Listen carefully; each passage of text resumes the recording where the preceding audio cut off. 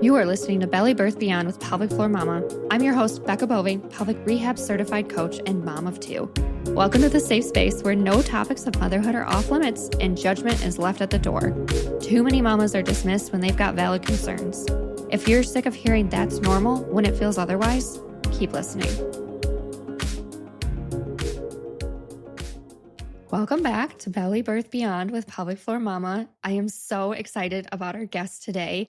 We have Emily, who is an amazing doula, and I'm going to let her share a little bit about herself and her business and what she does. So go ahead and hop on in. Yeah, good morning. Thank you so much for having me. My name is Emily. I am a certified birth doula and childbirth educator. I am Magnolia Birth LBK on Instagram and Facebook and TikTok. That's where you can find me. And I own Magnolia Birth Doula Services and educate mamas and support mamas through all kinds of different births. So I have had 4 babies of my own, and then I've got some bonus babies, and we have a full house over here with 6 kids total, and just supporting mamas in lots and lots of different ways.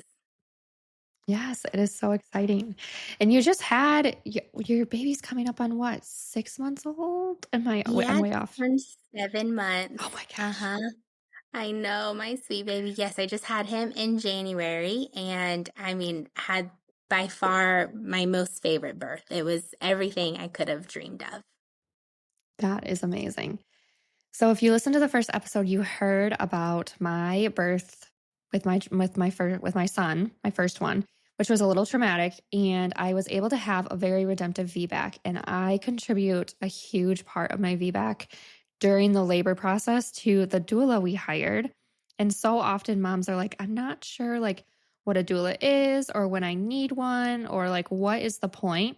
And I think doulas are so invaluable. Like everybody needs a doula if they have the resources and the ability to do that. So I wanted to have you on here to kind of share a little bit about like how you help moms and like what a doula means to you.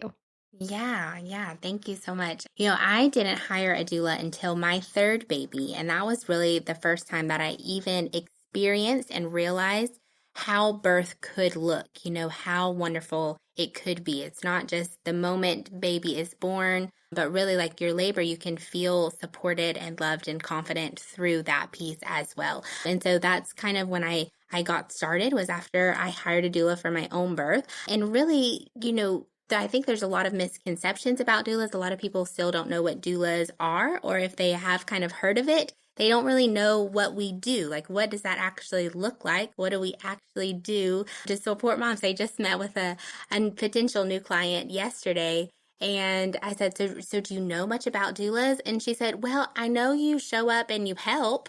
And like literally that's it. She was like, I want help. She, is a first time Yeah. mom, and she knew she wanted some help during labor, but that was all that she knew, right? And so first of all, doulas can support moms no matter what kind of birth that you're having. So our job is to help you reach your birth goals, whatever that looks like for you. So if you are delivering at the hospital with an OB, if you are having an epidural birth, if you are having a cesarean birth, if you're having an unmedicated birth, if you're working with a midwife, if you are delivering at a birth center or at home, no matter where your baby's coming out, your doula can be there with you and help you through that and support you through that. And so sort of the 4 pillars of doula care, right? So all doulas own our own businesses for the most part. Some of us kind of work together, work in a group, but we all kind of have our own different styles and different strengths that we're really good at. But these are the kind of the 4 pillars that we all agree this is part of our job. Okay. So those 4 things are education, emotional support, physical support, and advocacy. Okay, those are the big ones that we're all working through. So then just to kind of share what that actually looks like, and take the first one is education. So we can have prenatal visits. Doulas will often have between 1 to 5 prenatal visits where you meet during pregnancy. And these visits are very educational. You have kind of preparation for labor and birth, what that looks like specific for you in your situation. What does that look like? What can it look like? Kind of going through all of your options. And because we work with so many different providers and so many different kinds of birth, we have a wide variety, of what your options can be, which can be really helpful. And then, of course, skipping the Google search, you know, you get on Google, I feel like there's just a ton of information and so much is like conflicting. You It click on is. one thing and it says, something, and then you click on the very next thing, it says the complete opposite. Yep. Right. And so that's one thing you can skip, right? Instead of getting on Google, you text your doula, and your doula, if she doesn't have the answer or she doesn't know of a really good resource for you, she knows somebody who does have that answer. She knows another professional who can really help you. And so that can be really nice. And then during labor, you're presented with options like, here's the next step you can take, and your doula can walk you through that, right? So we can't do medical procedures, we can't prescribe medical options, but we understand, we are trained in what those procedures and interventions look like, and we can help you talk through the risks and the benefits, help make the best decision for you and your situation with your care provider's recommendation. Does that make sense? Yeah. And that is so important. Yeah, definitely. And I think that is definitely something that's really conflicting because, if you're in those mom groups that are asking about doulas and doula support, so many are like, they make decisions for you. And other people are like, they can't make decisions for you. They just are there. Like, so it's really important to understand like how you help them understand, like, let's say things are, and you can correct me if I'm wrong, but like, especially with my experience, let's say things are getting crazy hectic and decision has to be made of whether you get Pitocin or you have to have a cesarean or something, and you're just like, wait, what's happening? A doula can kind of step in and be like, okay, we just need a minute. We want to talk through this so that way we understand what's going on. And we want to weigh the pros and the cons to whatever information is being out there. So that way the mom can make a really good decision that feels right. Because so often when you are placed under fear, especially, you are just making whatever decision possible, and you want to be safe and you want your baby to be safe. But also you have to remember that your birth is something you're going to take with you for the rest of your life. So remembering that experience and really truly having a good experience makes that memory a lot better, right? And it makes your postpartum recovery better too, because you're not trying to process this birth and like what happened to me. You're more so processing like, look at what I did, And I think that's huge for moms as well. So that's so exciting. Yes, yeah, and I totally agree. And I think even, determining what is the safest option is sometimes difficult to do too. You have to think through, well, this option has this risk and this option has this risk, and what does mom believe is gonna be the safest, right? And I think that is one thing that I really love about being a doula, and that I loved when I had my doula, was in a lot of cases your doula is the only person, the one single only person in your entire birth and pregnancy experience who should not be putting their opinion on you, right? So our job is to fully back up your opinion. Whatever it is that you want, that you believe is safest, is the best choice, like wholeheartedly 110%. And I truly believe that mom knows what's best. Like nobody cares more about her body and her baby than the mom does. So whatever choice mom is making, she's making that for a good reason. And I am fully going to back her up, right? The partners are going to have opinions. Your doctor, that's their job, is to have an opinion. Your mom's going to have an opinion. Your sister, the lady at the grocery store, everybody's going to have an opinion, right? They all are. But your doula is going to say, Mama, what do you want? That's what you want, I'm going to help you get it. Yes. Now, if someone is looking for a doula, because this is a good thing to ask too, and I might have, hopefully my doula is not listening. I might have changed my doula like based on some of the information too and how my birth experience went. But what are some questions that people should ask when they are looking to hire a doula? Yeah, great question. So I feel like sort of one thing, kind of your first step that can be helpful, is figuring out some of your birth goals, right? So figuring out, okay, what am I hoping for my birth? And then figuring out what you're hoping for your doula to do. right? So if we think about these four pillars, education, advocacy, emotional support, and physical support, we have these four. And each doula is going to be better at some things and not as great as other, right? There are some doulas who are kind of a coach. There are some doulas who, try to keep the peace in the room, and other doulas who are really good at advocating and doing that well. And so kind of just figuring out what pieces are important for you. If you're hoping for an unmedicated birth, right, you need a doula who is trained and has experience doing that. Figuring out what's important to you and then bringing that when you meet with a doula and asking specific questions for that, right? So when you meet with your doula, you can ask about education and experience. So all kinds of training options. You want to make sure that your doula is trained. A lot of us have multiple certifications in different things. And so just finding that out, what kind of certifications do you have? What does that look like? What is your experience? And then really asking specific questions. So tell me about a time that you advocated for a client in labor, right? Tell me about a time you were at the hospital and your client didn't want Pitocin, but the provider was pushing Pitocin. How did you handle that situation? Or you didn't want an epidural, but your nurse was trying to get you to get an epidural, or whatever it is, just very specific. Tell me about a time you helped a mom get an unmedicated birth, kind of what that looked like, or whatever it may be, asking for really good examples. Yeah, that's great. I never thought of, for instance, when I was looking, like when I only had like one option really for a doula. We didn't have a lot. This person was known by someone I knew. And so I was like, oh, this is great. And she's nearby.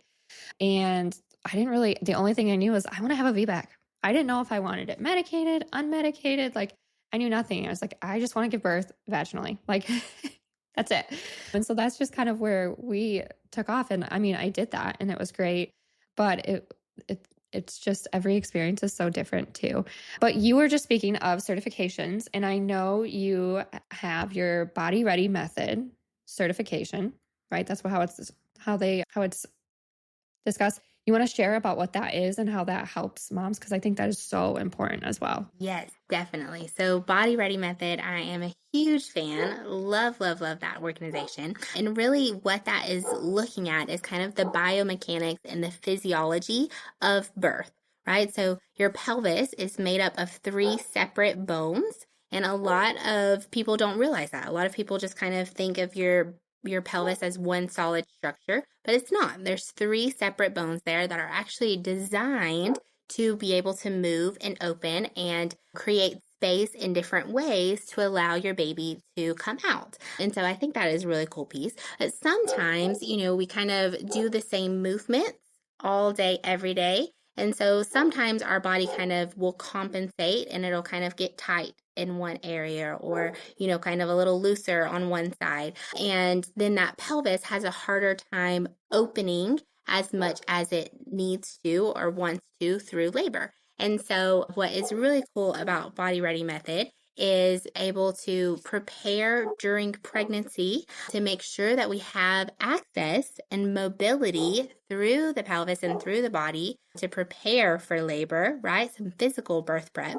And then actually during labor have like tangible positions and movements that you can do. Okay, here the baby's in this part of the pelvis, the baby's trying to rotate. This is what's happening on the inside of the body, right? Not just what we see from the outside, but we understand this is what's happening on the inside. So we can do this move and then we get a baby, right? And so I think there's a huge movement right now because cesarean rates are so high, right? C-section rates are so high, which you had with your first birth. And so this is one way that was kind of the important piece of why I wanted to get this was trying to avoid that primary cesarean, that first C-section when we can, right? And so helping if we have a labor stall or just helping baby to come through and come down more easily. So actually helping your labor progress, right? So as a doula, not just, supporting you emotionally, but actually supporting your labor and helping your baby to get out, right? Absolutely. And I love Body Ready method. I think I'm always checking Lindsay out and stuff because Yeah. she does a great job. Maybe one day I will add into my certification a body ready method because a lot of what she does completely aligns with like pelvic floor and what I teach and what I do. So that would be honestly, maybe I get her on the podcast too, because she is just a wealth of knowledge as well. But that is such a great tool to have too, because when you like that limits labor stalls, it limits tearing that can occur, it limits the push time that moms are often like, I've pushed for hours and hours and hours. And so, really knowing what is going on inside and where baby is at, and having the tools that you have from Body Ready method can really help the mom that you are helping give birth faster, more efficiently, and with less trauma. And that improves their postpartum recovery as well. So that is huge. I'm glad that that is becoming more of a norm. Like, I feel like so many more people are having a better understanding of your pelvis isn't a fixed entity. Like you said, there's 3 bones and it is designed to move. So when moms are told like your pelvis is too small or whatever the situation is, it's like, I think it's 5% that women actually have a pelvis that is too small based on the last like research I did. So I'm just going to put that out there. If anyone has ever been told that your pelvis was too small and you couldn't deliver, that was actually written in my records. I had no clue about it with my son until I switched providers with my daughter. And during the initial intake, she was like, "Oh, I'm looking over your birth from your son." And she's like, "Yep, it looks like they wrote this in there." And I just was like, "That is such baloney." And she's like, I know. And she's like, it does not affect how I'm going to treat you. And me changing from your VBAC to a cesarean, like we are still having a VBAC. And she was really supportive. And so it was just interesting though, because it's written in my medical records, but no one told me, for Yeah. one. Yes. And two, it's almost just like a cop out. Like, oh, she got stuck at 9 centimeters, probably because of baby's positioning, because I wasn't really moving. And then my cervix swelled, and they're like, well, we can give you more drugs, which drugs never work for me the right way, like the way they're supposed to. So I was like, no. So just a little tidbit there, and with things like that, but Yeah. so Well, exciting. and I think, that the pushing for hours and hours, like that very much contributes to pelvic floor issues that you would see postpartum. And at least it has in my experience for sure. That is different. That's hard on your body to push for that long. And then also, oh, there was something else you mentioned that I was going to talk about. Oh, so in my second birth, I had, all my babies were kind of big. They were always big babies. And it wasn't necessarily a concern that my pelvis was too small, but there was concern that my baby would be too big. So with my second baby, I had an 8-pound, 12-ounce baby boy, but I had an epidural and I laid on my back for, several hours. And then my baby got stuck and we had a difficult delivery. Then my third baby, I had a doula and I had education. I knew positions and movements that I could do. And I did them throughout my labor and pushed in on my side, kind of in a different position than on my back. And I had a 9-pound, 13-ounce baby boy with no issues. I mean, he just came right on out, 2 pushes, and everything went so smoothly. So it really, really makes a huge difference for our bodies. Yes. And like you said too, like and that's a fear too. Like, your baby's too big. We don't know what's going to happen. And ultrasounds are off by 1 to 2 pounds. They are not Mhm. always accurate. Yep, so Um, 10% either direction. that is 10% when you're talking about something that is so small. That's huge. Yeah. And so that inflicts fear too. And when you're going into labor and you have fear, that's going to attribute to decisions that are made and how that happens, like how you give birth. And when you have fear, you tense up and you become tight and you hold your tension and you hold fear. And so what needs to happen is your pelvic floor needs to relax, other muscles need to relax because your baby has to come through. And so when we create so much fear around labor, we're creating a more difficult delivery or birth for so many people. And again, that's why I think doulas should be like, it should be standard care. You're pregnant, you're going to give birth, let's have a doula. No matter, like you said, if Yeah. you're going to have a cesarean, a vaginal birth, medicated, unmedicated, hospital, home, like there's so many good options to have that support and be there for mom. Yes, definitely. And there is tons and tons of research supporting that doula care is one of the most effective to support moms, not just emotionally and experientially, but actually to lead to better outcomes for mom and for baby. So lower cesarean rates, lower use of Pitocin, less birth trauma, and then even for baby, higher APGAR scores at birth. So, an APGAR score that is measuring how baby is transitioning into the world. So, how well they are breathing, how's their color, how's their heartbeat, all of those kinds of things. And if you have a doula supporting a mom through labor, their baby is born and they are breathing better. Their APGAR score is proven to be higher because their mom was supported through labor. Yeah, it's truly amazing. It's if you haven't hired a doula, you need to. Yes. That's all I can say. Yes. Like And if we it's haven't convinced you, then, send us a message and ask some questions. If you're still a little confused or if you aren't sure if it's right for you for a specific reason, then let us know and we can kind of talk through that and help you figure out, okay, well, actually, maybe you don't need one. I doubt we're going to say that, but help you figure yeah, out, right. um, how they might be helpful for you. Yes. And my husband and I have talked about it too a lot because obviously with our first birth, he knew nothing. I knew nothing. And then with our second, he knew more, still not a lot, but he knew more. I knew even more.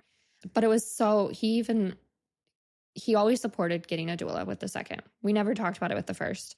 And I think it was a huge support to both of us too, because in some instances, she was like, one, she's making sure I'm staying hydrated, but she's also like, you haven't ate today. Like, you need to get something to eat. You need to drink something. And it got later in the night, and, hospital cafeterias closed, and like all the restaurants or things around the hospital closed. And she's like, she's dilated to a 9, 10. I think I was at a 10, but I just wasn't ready to push yet. Maybe it wasn't. It had to have been an 8 because she wouldn't have sent him if I was at a 10. So I was probably at an 8.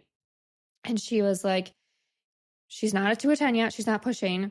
Go like order some food real quick so it's ready or it gets delivered before she has the baby for you and her because you have an 8.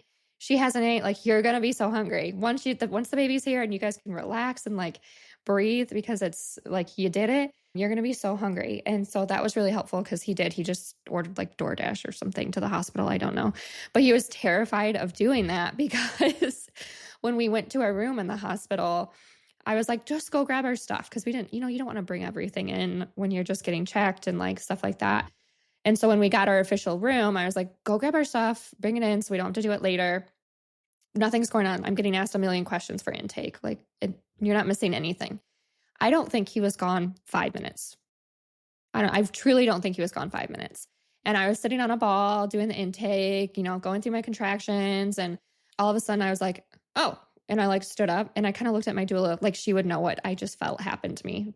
Still, I can still picture that. Like, did you feel that? Even though it's my body. And I'm like, oh, and she looked at me and I'm like, I think I, and I waited a second and all of a sudden like water broke, like water all over the floor, like boom, like I felt the pop, but I hadn't felt the gush yet. So I'm like, I think, and I was like, and she's like, oh, yep, water broke. Let's go in the bathroom. Let's just have a seat in the toilet for a minute. And I was just like, I hated sitting on the toilet. I know it's like dilation station, but the way I was sitting and stuff, I was like, I don't want to be here. And there was a tub. And I was like, just get me in the tub. Just get me in the tub. That sounds great. And so within the 5 minutes that he had left, my water had broke. And when he came back, all the lights were off. I was in the bathtub and I think there were like 3 nurses, a midwife, and my doula. And he's like, what the heck happened? So when she's like, you need to go get some food, he looked at her like, do I really? Because I've done that before. He's So like, it's should just I be funny too. leaving or not? Yeah, I love that. Yes. And I think that's another thing, that moms kind of worry about and dads kind of worry about is if the doula is going to kind of take the place of the dad or of the partner in any way. Because we're able to support you at home and then we transfer with you to your place of birth. And so we're there with you through your labor for, kind of a long time. And so sometimes that's a concern, like what is my partner going to do if my doula is doing all of those things? And that's actually not how it works. So a doula is able to help mom and her partner, right? So I'm able to teach your partner, hey, you can do this, and this will be really helpful for mom. Or why don't you try this? She might really like that. And even facilitate even more of that connection between the two of them, and even privacy, so I can kind of give, hey, why don't you try this? And then I can step out of the room, or, give you guys a moment, and, keep other people from coming in as well. I can kind of be a bodyguard for a few minutes and let you guys have the moment between you. So very much not taking the place, but very much supporting the two of you together. And sometimes, I was at a birth recently and the mom was getting an epidural and she was having some procedure done where we had to step out. And so dad and I both stepped out. And as soon as we closed the door behind him, he started bawling, and he, just started like real crying.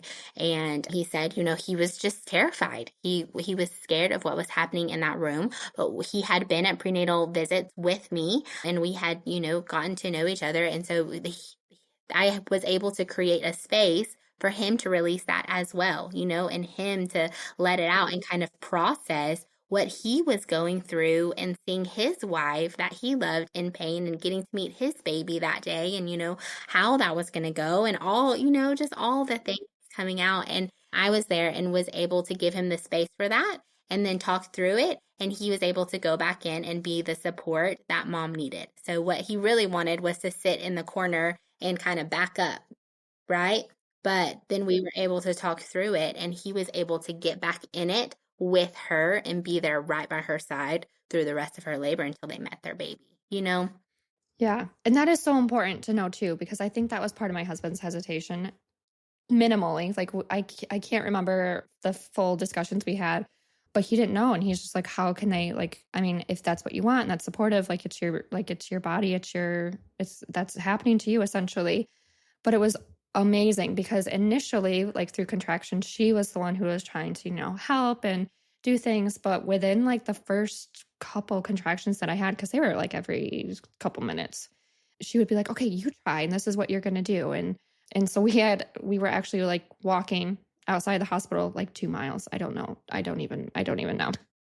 And so I had to stop, like, I don't even think I made it 50 yards. And sometimes it would be her and sometimes it would be him. And it was like, with our first, he actually did like counter pressure a lot with me, and I was induced. And so I wasn't even 4 centimeters, and I'm having contractions every a minute and a half, lasting for like 30 seconds to 60 seconds at a time.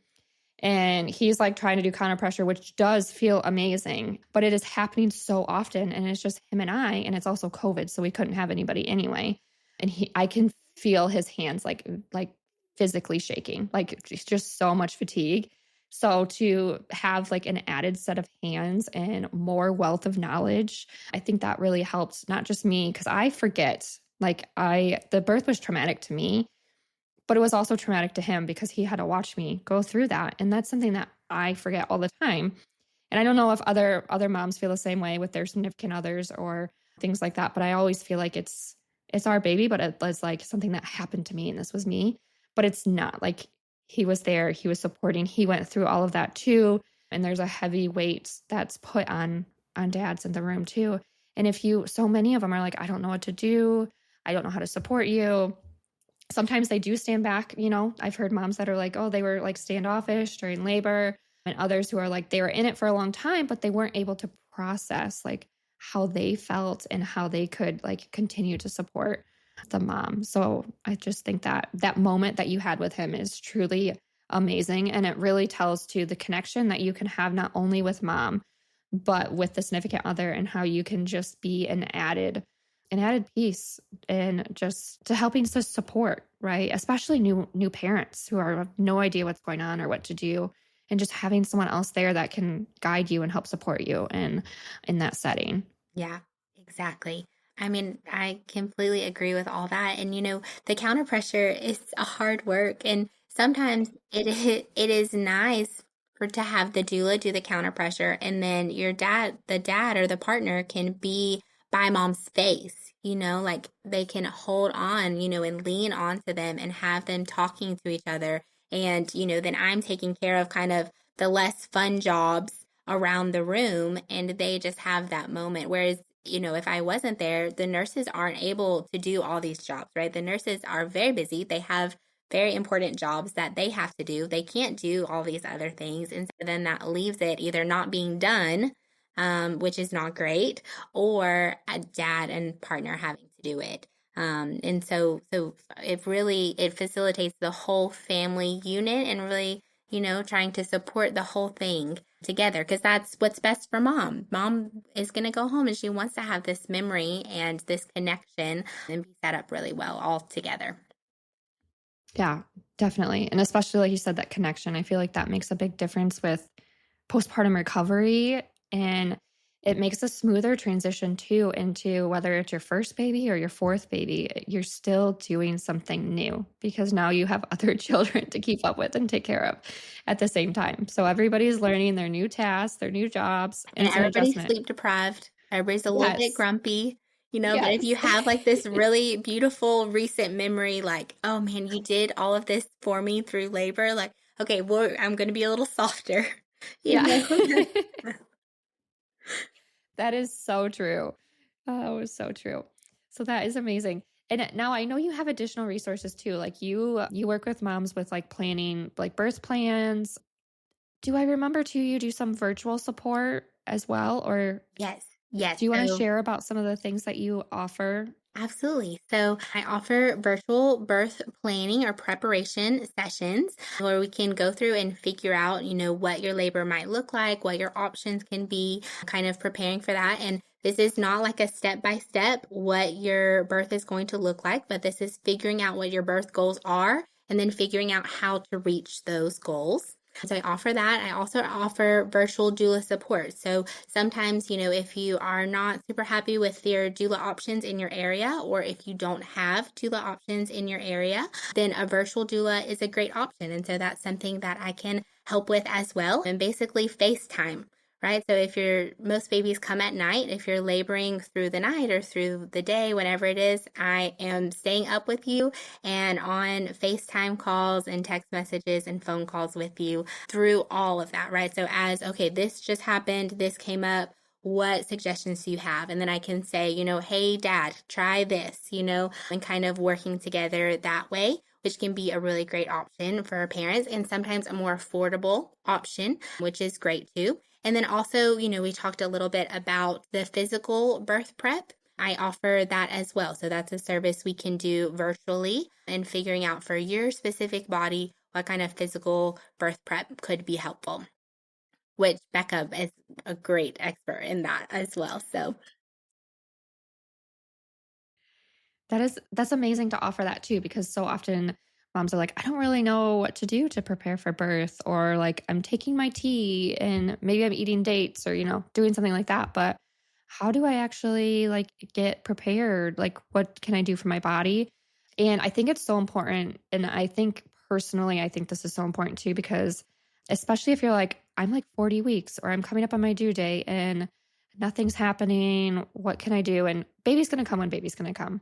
And average baby usually comes after 40 weeks without medical intervention. But for those that are like wanting to do some things and just get your body ready for when baby is ready, it's really important to have like the hip flexors that are tight and holding up to your baby and supporting your baby to relax, and like the pelvic floor and the glutes, all the muscles surrounding. Because if your baby can't drop enough to put the pressure on your cervix, then you're just going to be waiting. And that actually happened with my daughter, with my VBAC, is I had prodromal labor and lost my mucus plug and stuff for a week. And my doula was actually a massage therapist as well. So she wasn't body ready method, but she had the massage therapy to it. And I had the pelvic floor side of things, not to the extent of knowledge I have now, which you always want to redo almost, you're like, I can do better. And so when we went, I just still am so in shock about how tight my hips were. And I remember going through just relaxing my hips, doing all the things that she did. And I stood up off her table, and I am not even kidding. I felt my daughter just drop into my pelvis, like just completely, like just boop, just slid right down and was like comfy there. And I was like, whoa, I just felt her. And she's like, yep, I'll see you tomorrow. Kind of like as a joke, but also serious. And 12 hours later, I was in like full blown labor.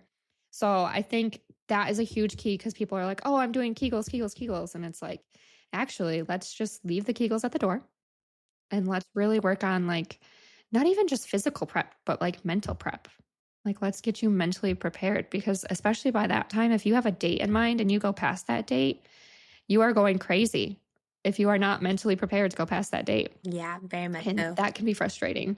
Well, and you were talking about fear earlier too, and a fear is actually designed to stop our labor. So it counteracts oxytocin, which oxytocin is the hormone that tells your body to have a contraction and go into labor.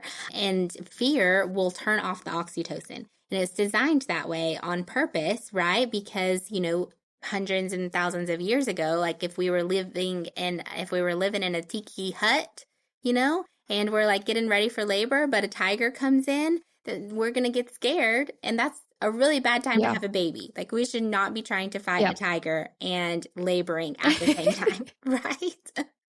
So we're going to go into that fight or flight mode where we're either going to fight the tiger or run away from the tiger. We can't stop that and have a baby right away. So we have to get rid of the fear because our body doesn't recognize, okay, is this a tiger? Or like, is it a real life tiger? Or is this just, I'm concerned about going past my due date? Or am I just worried about finances? Am I just, am I fearful of the pain? Our body can't recognize the difference between those two, and it treats it all the same and will stop your labor in your tracks, no matter what it is. Yeah, that's so important too, especially because, like we talked about, if you're having that fear, well, then, like, if you already have that fear going into it and you don't know what's going on around you and decisions are being made and you're just like, I'm not sure, but I guess, like, that there is fear. And that can also create the stall and like labor to stop or to slow down. So that's really important too. So I'm so glad that you are touching on that as well. Yeah, because that's what we can kind of work through in a preparation session, right? Is we can work through, okay, these things are making you nervous, these things are scaring you. So let's talk through those and figure out how to move into a place of calm and confident. Yes, I love that. Calm and confident, the two C's that you need in labor and birth, for sure. Do you want to leave like anything with our listeners of maybe like most important thing, something we didn't touch on, or your favorite part of being a doula? I wish I could go back to my first birth, and, I wish I had hired a doula and gotten some education for that very first one. And so I think that's a really big part of kind of my mission and why I do what I do is I want to help those mamas, like you don't have to go in for an induction that turns into a C-section, or you don't have to have these difficult labors for the first try. You can have support from the very beginning. And I think if someone had told me that, I'm not sure that I would have listened because I would have thought that doulas were super weird. And, I kind of imagined a doula was like a little house on the prairie, very crunchy. And I was like, that's weird, but I wish someone had told me, like, no, we're just normal people helping other moms. And so that's what I would love to do and help some other moms further in the future. And I love that you touched on that too, because I agree. Like, I wish someone would have told me, you know, and with how many moms I work with, I hear that all the time. Like, oh, my first birth or my first pregnancy was like this, and I really want something different. And it's really sad that we have to go through something. And maybe it's not even traumatic. Maybe it just left you feeling like, what happened? Like, I don't really even know. And not feeling like in control, like that calm, confident feeling, which is hard to do when you don't know, like with the unknown. I had a mom say, I don't know what I don't know. And so I'm just trying to learn. And I really loved that and respected that from her too, because we don't. And so, and it's not that we want to inflict fear on first time moms by any means. We want first time moms to be educated and feel like this is happening like with them, like that they are in charge of what is going on, not that this is something happening to them and they're not sure what's happening or the next steps or what things may look like. And that can make a huge difference in your birth, in your recovery, physically, mentally, and beyond too. So I think that's a huge tidbit to put out there. It's not necessarily a fear tactic. It's just, we don't know what we don't know. And if we can educate ourselves and be able to advocate for ourselves or hire someone who can help us with that, it can really make a difference in the outcome. Yeah, definitely. And So, my first birth, my second birth was very traumatic, but my first birth wasn't. At the time, I thought it was pretty great. Like things happened to go pretty smooth. I got an epidural and watched movies with my husband and pushed my baby out and had a great recovery, and at the time I thought that was great. And I just didn't know that, okay, here's the great bar, but then here's like the amazing bar. Like the amazing is possible. It doesn't always happen, but it's like if you want to buy a home, but you don't do any of the steps in order to actually buy a home. Like you can have the amazing, but you have to take some steps to get there. And hiring a doula can help you get there. That is a thing that exists. yeah, I love that analogy too, because there's a lot of steps to buy a home. Yeah, exactly. So, why don't we share how people can find you, like social media or website, and ways to get in touch? Yeah, thank you so much. So Magnolia Birth LBK. So that's my website and that's my handle. So you can go directly to my website and find me there. You can contact me directly off that or any social media, Magnolia Birth LBK, and look me up right there and you'll see a picture of me holding a sweet baby and you'll know that that's me. And so contact me anything from there. Even if you don't want to hire me for virtual support and you just have questions, anything like that, I'm happy to help. I am so glad that we have you as a resource. So go check that out and get in touch with Emily if you have any questions or you are looking for her support. I'm so glad that you guys were here to join us, and we will see you next week. Nothing is TMI when it comes to motherhood, and common doesn't necessarily mean normal. Always trust your gut and never stop advocating for the care you deserve. If you enjoyed this podcast, help it reach more mamas like you by subscribing and leaving a review on your preferred listening platform. Keep in touch with me on Instagram by following Pelvic Floor Mama. See you next time.